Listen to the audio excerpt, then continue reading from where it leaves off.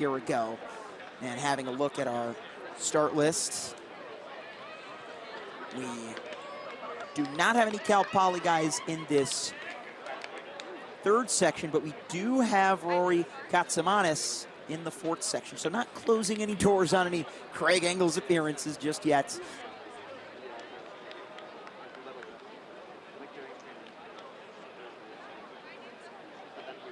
On your mark. Stand up, stand up. Calm yourself, gentlemen. Quick stand-up call. Field understandably anxious to get underway. Gonna try again here, and they're off. 14 flat is the prescribed pace for the pacing lights. And we have seen a few rabbits offer their help out as well.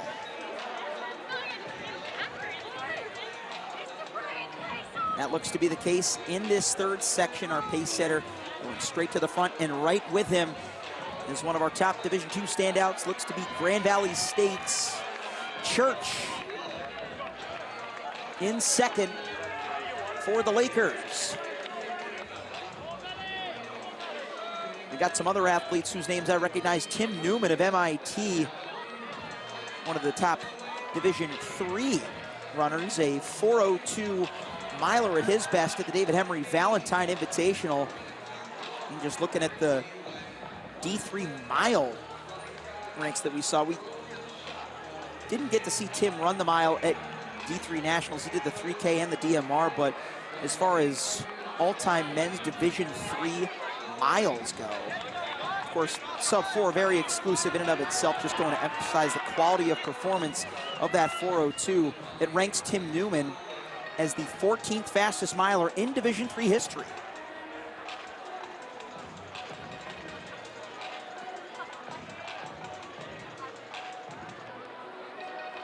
But again, we talk about those Division II guys. Baja Church slotting right in behind. He's looking to go for a potential Division II national lead. They're coming through 600 quickly, just beneath 140, a lap and a half through. That's averaging some low 33s, so we're expected to see 66-second per lap splits. 14 flat. That's a little bit quicker than what it would take at 67.2 to get to an evenly paced 14-minuter. But they're attacking it, make no mistake.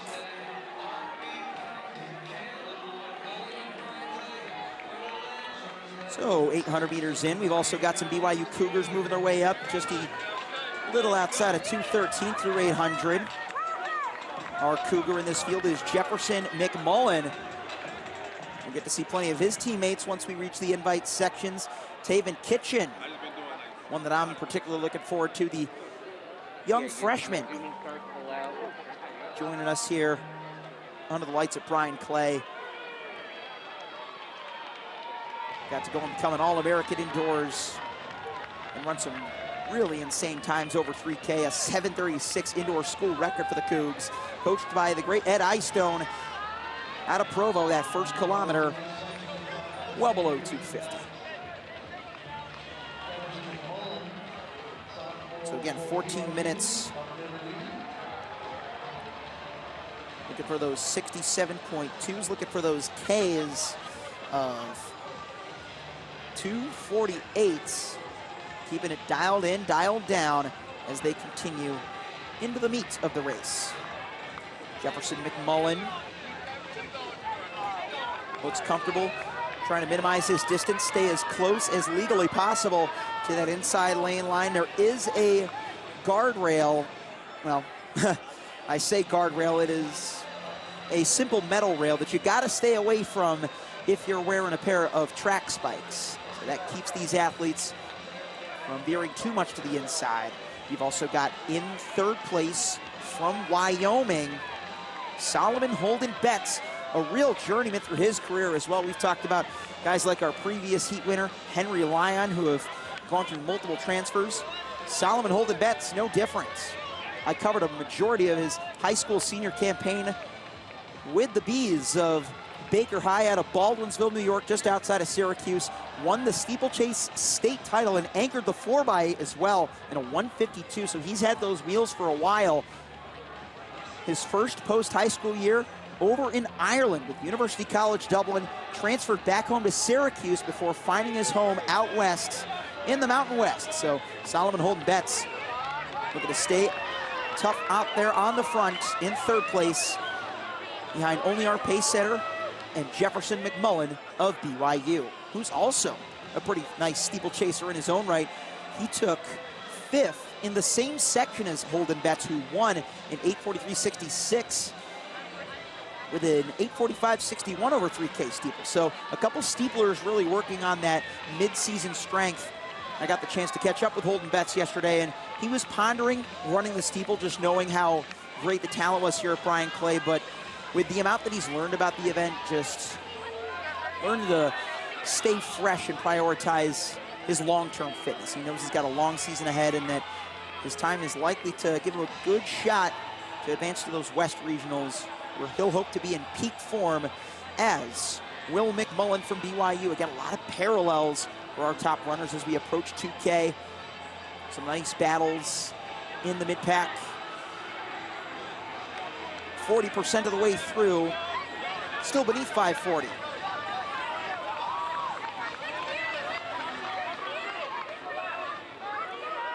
Crowds definitely get into it. Another athlete whose name I recognize, Dallin Lee of Nike China Elite Running. We saw him in the early morning 10Ks on day one.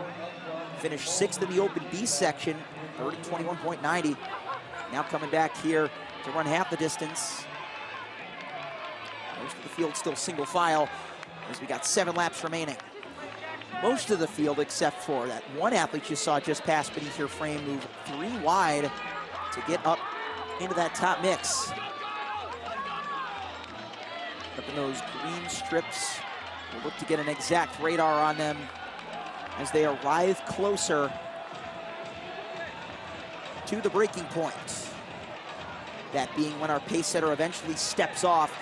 If you just look at their proximity, there's going to be a kicker hiding somewhere in this race. Could it be Abdinasir Hassan of Great Strides? He's in the golden kit, the brightest shade of yellow, in 4th. Use that backstretch to make some big time passes.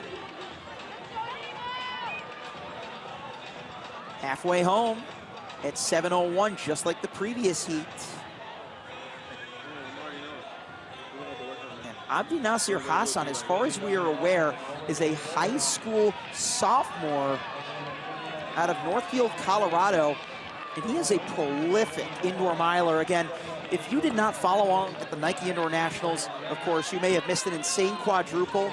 Over 7 miles of racing, 4 national titles from Marcelo Manicon of Miami, Florida. But right behind him in that mile at Nike Indoor Nationals was Abdinasir Hassan from Northfield, Colorado. Again, he's repping Great Strides Track Club. Can't exactly rep your high school here at an event like Bryan Clay, but he is making a big-time push here, nestled nicely in the mid-pack, just ahead of Jaden Merrick, also running an attached with hip number 5. We'll hit 3K the next time we come by start-finish. Jaden Merrick, another high school senior in the mix, from Cedar Falls, Iowa, who ran 14:11.05 unattached at David Henry Valentine indoors. Merrick, the future Iowa State Cyclone, is going to look to set the tone for many of his future teammates to come in the Invitational 5K. They're a little behind the pacing lights right now. It's the 3rd kilometer, definitely a deceleration, as it's 8:25 with our new leader, Jackson Kiefer, on the front. And this is our penultimate section of the men's Invitational Open 5K. We've been rocking with this event for a couple hours now. We've seen some historic 800s already. NCAA number 7 all-time by Colin Salmon, and a Division II record a little further behind by Josue Lacadra. Update on our leader. This is not Jackson Kiefer. This is Gus Clevenger from Gonzaga. For the Bulldogs, I knew I recognized that oh-so-famous mascot. Clevenger, yet another 14-11 performer from the Whitworth Peace Meet over in Spokane to start his outdoor campaign, a new personal record. He's even run a 3:51 1500 and an 8:14 over 3K, so blending all elements of his distance. Coming up to the final 4 laps of competition, Gus Clevenger hailing from Portland, Oregon, out of Jesuit High School. Final mile of racing, this is what it all comes down to. We'll look to see if any of our early aggressors can rally. Golden Betts looks to be in the second group right now, and so too Jefferson McMullen. So they're still with the green lights. There's the high school sophomore right back out front. Once again, our final hip drawer, Abdinasir Hassan, the 4:01 miler. Crazy to think that there are collegians in these fields that have yet to eclipse 4:01 over a full mile. And that is no knock to them. That is just a simple nod to this high school sophomore. I believe his time indoors was good for a sophomore national record. So no slouch whatsoever, even going up against some of the power schools in Division I. Abdi Hassan into the final 3 laps, just ahead of Jaden Fitzgerald now of Utah Valley. Fitzgerald, in his own right, brings a unique background, transferred over from Salt Lake in the JUCO ranks, and is now running 14:10s with UVU. Took 6th at the 800, 3rd in the mile at the Western Athletic Conference Indoor Championships, and he's going to be in with a chasing shot. But do not forget about the man we mentioned earlier, Jackson Kiefer, running unattached today, but joining us from Wake Forest. That's where he derives his collegiate eligibility. The freshman from Bend, Oregon, out of Summit High School in 3rd. Moving his way up, trying to get into 3rd, that is. Getting shut down for the time being. Still in with a shot. We're already approaching our final 800 meters, and Hassan is cooking. 11:45 on the clock with 2 to go. Having a look at some of our all-time high school national marks over a track 5K. Not a whole lot of gents in the outdoor circuit have broken 14 minutes in history. Our U.S. #1 right now is Paul Van Lanningham at 14:14:07, but tracing things back to history over the outdoor 5K. Danny Simmons of American Fork, 13:25:86. He and only 15 others in our modern mile split database have broken beneath 14 minutes. The last man inside of that top 15 is Matt Centrowitz, who effectively achieved that mark at the World Junior Championships back in 2008. Who would have thought just 8 years later he'd go on to become 1500-meter Olympic champion. This is the legacy that Abdi Hassan is chasing, as he's just been overtaken, but still in with a big PR opportunity. Jaden Fitzgerald has the lead, just over the high schooler. And the freshman running unattached from Wake Forest in 3rd, Jackson Kiefer. Hassan, the 4:01 miler, refusing to go away. He has made another kick down the back stretch, running like an absolute veteran under the lights here at Azusa Pacific University. Abdi Hassan from Colorado, the sophomore, the fastest time we've seen from a 10th grader in U.S. history. A 14:02:33 by the great Edward Cheserek. He might just be after his 2nd national sophomore record in less than a month's time. Off of the final turn comes Abdi Hassan from Colorado, repping great strides under the lights of the crowd, giving it everything he's got. And he is going to join the sub-14 club, just the 16th high schooler ever to do it outdoors. Abdi Hassan, U.S. #1, 13:52:31. Some chaos further back in the pack. A tough fall towards the end. the thrill of victory and the agony of defeat, but still look at those times. 4, make that 6, 7, 8 sub 14-minute performances. Wow. Even Jacob Walker of Saginaw Valley. We're talking about small division schools. Saginaw Valley State out of Division II. He'll become a big part of that Division II national leaderboard. Just number 5 on the season to get beneath that 14.